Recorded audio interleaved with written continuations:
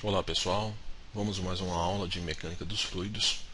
O exercício diz o seguinte: considerando o tubo reto transportando um fluido com uma velocidade média de 2,5 metros por segundo, o tubo possui diâmetro interno de 500 milímetros e 80 metros de comprimento. Considere a viscosidade cinemática do fluido de 1.250 milímetros ao quadrado por segundo. Determinar. Letra A. A letra A pergunta o número de Reynolds. Nós sabemos que o número de Reynolds é a velocidade vezes o diâmetro dividido pela viscosidade cinemática. Isso me dá 2,5 vezes o diâmetro, que é 500 milímetros, tem que escrever isso em metros, então vai ficar 500 vezes 10 a menos 3, dividido pela viscosidade cinemática, que também tem que passar para metro quadrado por segundo, que está em milímetros, então vai ficar 1.250, passando para metro quadrado, basta multiplicar por 10 a menos 6. Então você vai ter um número de Reynolds igual a 1.000. Se o número de Reynolds é igual a 1.000, então nós podemos dizer que o nosso escoamento ele é laminar. Então você tem o escoamento laminar. Por que isso? Porque na letra B ele pergunta o fator de atrito. Se o escoamento é laminar, o fator de atrito é 64 sobre o número de Reynolds. Isso me dá então 64 sobre 1.000, que me dá um fator de atrito igual a 0,064. Então esse é meu fator de atrito.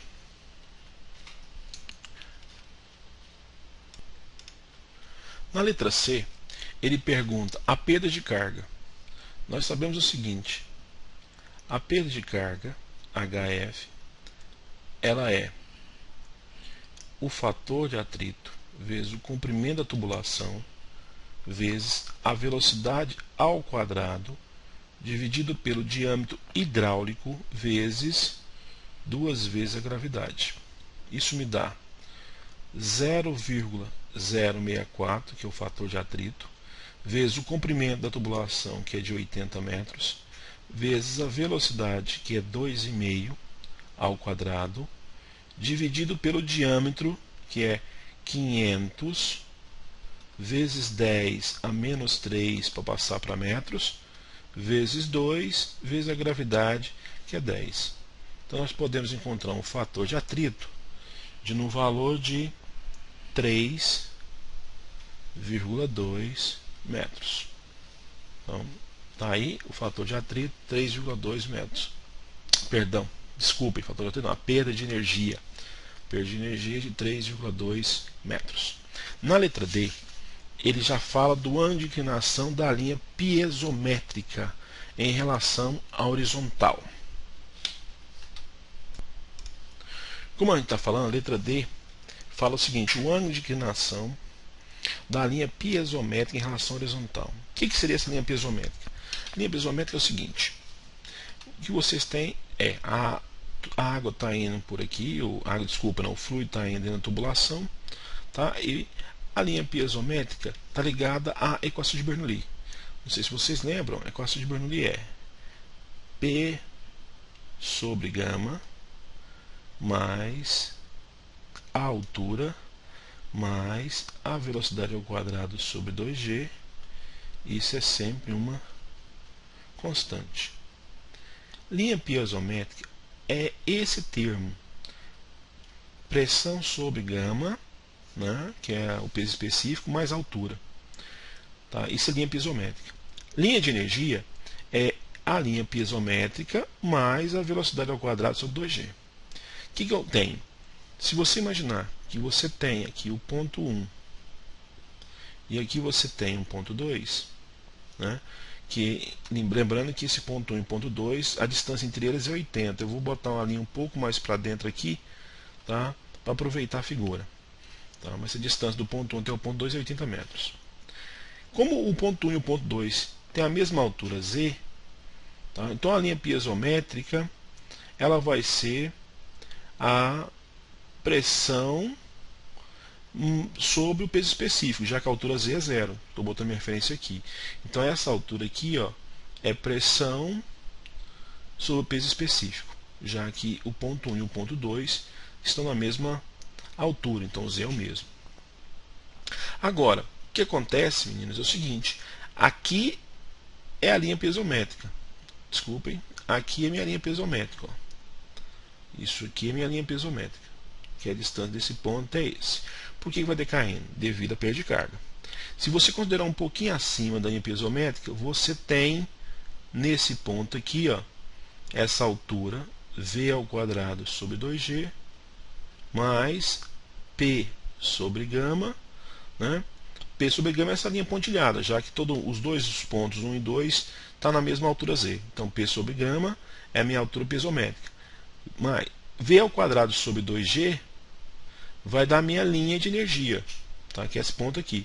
A minha linha de energia ela vai correr paralelamente, né, paralela à linha piezométrica. Paralela. Então ela vai correr paralela. Desculpa, aqui é V sobre 2G. Então ela vai correr paralela à linha piezométrica. Tá? Essa diferença do ponto inicial da sua linha de energia do ponto final da sua linha de energia, essa diferença aqui, nós chamamos isso de perda de carga, que é o nosso HF. Que coincidentemente essa perda de carga, já que essa distância daqui até aqui é V ao quadrado sobre 2G, e na tubulação a velocidade é a mesma, então o V ao quadrado sobre 2G aqui e o V ao quadrado sobre 2G aqui são iguais, então essa altura HF passa a ser essa mesma altura aqui, ó, HF. Então, o que você tem? Vai formar um ângulo alfa entre a linha piezométrica, que é desse ponto até este ponto, vai formar um ângulo alfa com a linha pontilhada, né, que na horizontal vai formar um ângulo alfa com a horizontal.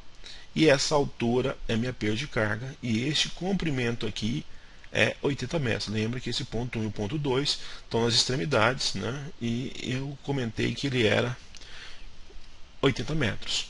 Então, se você tem, como ele quer, o ângulo piezométrico, o que você tem que lembrar é que a tangente de alfa é cateto oposto, que é a perda de carga, sobre cateto adjacente. Então, alfa vai ser o arco cuja tangente vai ser a perda de carga dividido pelo comprimento da tubulação.